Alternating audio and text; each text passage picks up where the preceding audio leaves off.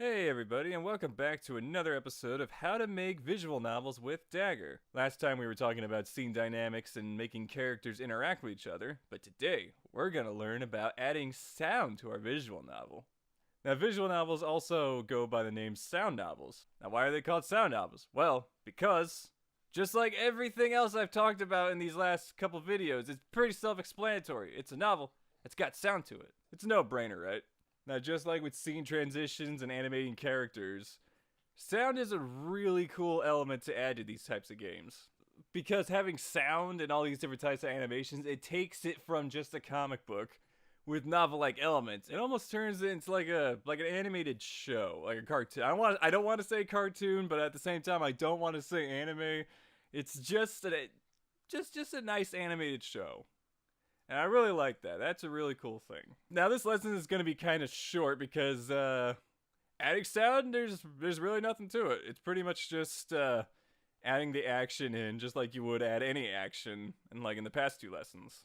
So let's get started. So all you got to do is you got to go to File, Import Assets, Audio Files. All right, now you see here, just like the Import Image box, you get this box right here. You can add any type of audio you want. You can have a regular type of all-arounder audio file. You can have BGMs. You can have a sound effect, or you can have a vocal voice effect line. Okay, so all you do is to add your stuff, you just go to Add Assets. Then you just go to your computer and then find the right audio type that you want. Then once you find everything, you just add. Then just give it a sec for it to load in. And then all your files are there. You're all set. Now for sound effects and audio tracks, I've always used MP3. But if I was to use a voice line, I would rather have that in a WAV format. Because WAV is the best audio type for anything that involves voice.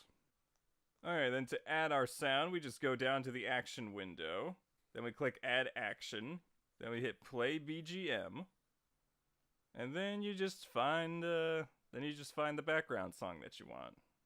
Okay, and there you go. You got your track. But now, when you're introducing a scene, like how I'm doing right here, you want to make sure that the audio track is at the very top of the action list. So that way, it's the first thing that plays, and then it just goes down. It just goes down the list here. Now, when you're looking at the audio track to the left in the property inspector, yeah, you have your asset name. You have the volume, which is self-explanatory. You can make it as quiet or as loud as you want. But if you're going to have some sound effects or even voice lines in there, you want to make sure that the volume isn't louder than the other stuff, because then you won't be able to hear it. So always keep the audio levels in mind for that. Now underneath that, there's a box called looping. So what does looping do? When a song finally finishes, it'll just start right up again automatically. And it'll keep looping repeatedly until you tell the program to stop playing it. Now for crossfade, let me give you an example of how this works. Say you're playing track 1, right? When you go to play track 2, track 1 will fade out while track 2 fades in. Now sometimes that can work. And then other times, it's just a mishmash of sounds and you don't want that. So you have to manually stop track 1. So that way track 2 starts just fine. Or there could be a situation where you want track 1 to end really abruptly, and then you want track 2 to start right up. So that's when you turn crossfade off on track 2. So this way, when track 1 ends, track 2 will begin right out of it. So there won't be any type of crossfade or anything messing with it. It'll just start as it's supposed to. Okay, so we got our music, our happy music set for the first part of our thing. But now we gotta go to the part where Rena gets her crazy eyes. And happy go lucky, happy joy stuff will not work for that. So we gotta add some tense music. But before we do that, we gotta go to the page before she freaks out. Now in between the Oh Me chime that sounds wonderful and however, we gotta go to our audio, stop BGM. Now we'll put it right smack dab in the middle, and we'll fade it out. Not too long, not too short, going to Goldilocks again. So, let's try 3.7. I don't know, that might be too long, let's see. Let's play, oh. Don't want to do that. Alright, let's start from the top. We're gonna save. Okay, here we go.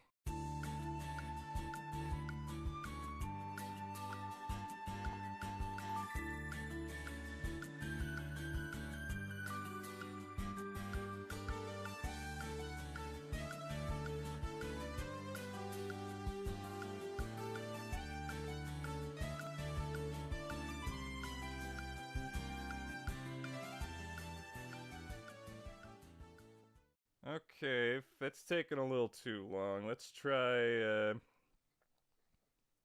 about 2 seconds. Alright. Now I'm just gonna try to speed through this.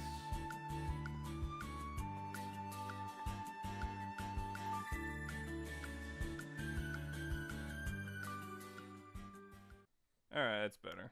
Alright, now we gotta add in our scary music. Now, you would think I would put the scary music right here, but the issue with doing that is it'll start after the transition happens where Rena opens her eyes and she gets really creepy. And that's not gonna work. I'm gonna want the scary music on this page, where I stop the previous track's music. So that way it'll make more sense. Here, I'll show you what I mean. Alright, we're gonna play our audio right here. Now look, the music starts right when her eyes open up. Like the second her eyes open it up. And I don't want to do that. I want to do it as her eyes are opening up. Alright, so we're going to remove this. We'll go back to the previous page with the however. We're going to add that same audio track. We're going to put it after the however. And we get track 10.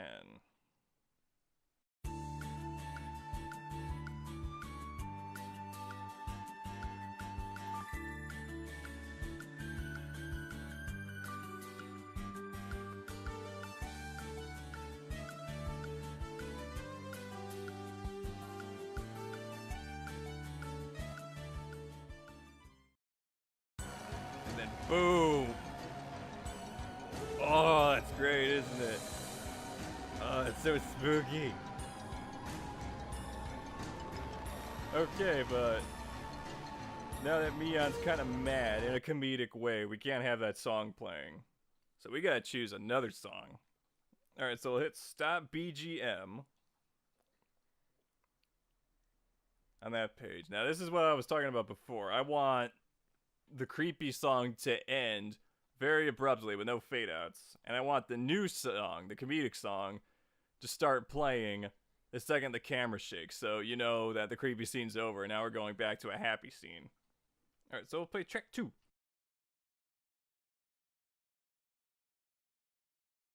Alright, go from the top again to see how it all plays out.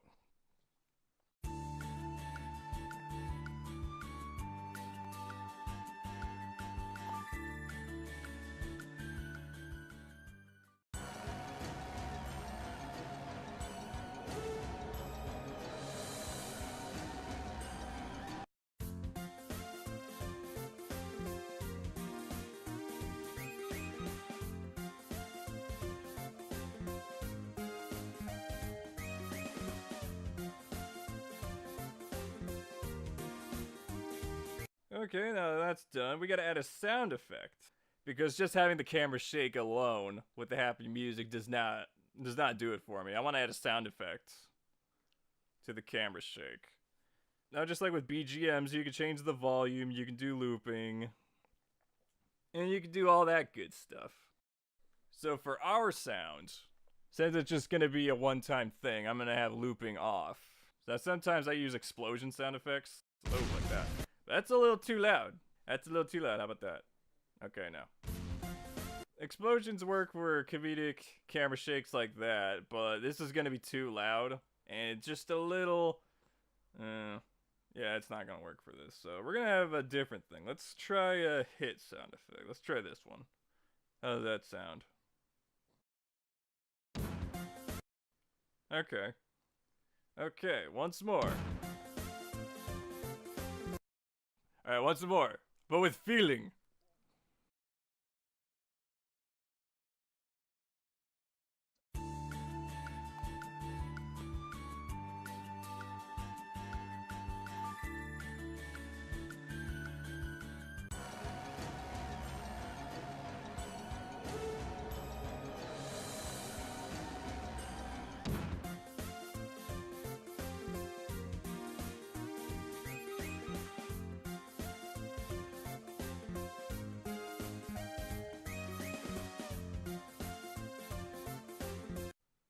All right, nice.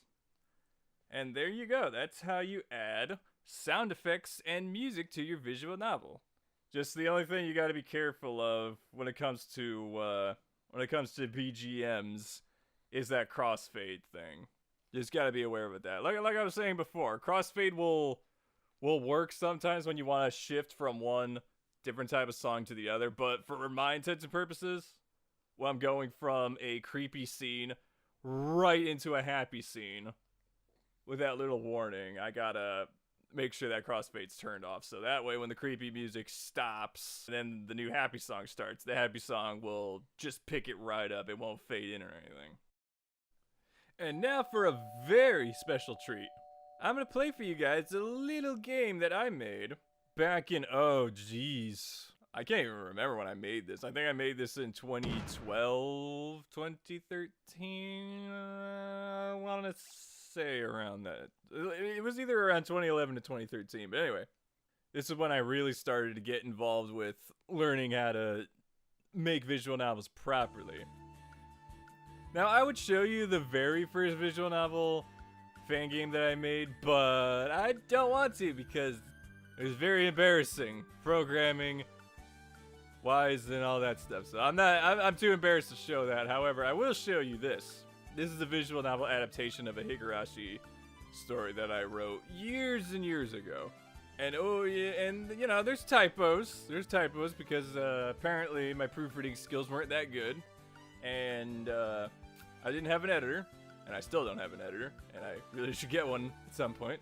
I'm gonna play some sequences from this visual novel for you so you can see how all the sound can really enrich the reading, playing experience to a visual novel.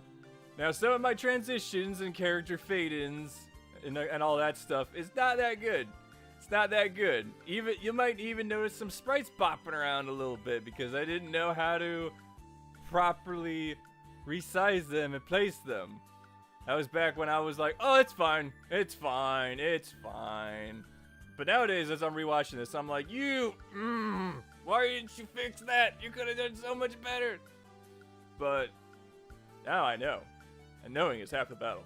Alright, so I'm going to shut up and I'm going to let this play out a little bit. I'm just going to keep jumping around here and there to give you certain sequences. I'm going to have a happy scene, a flirty scene, an intense scene, and then finally a spooky scene.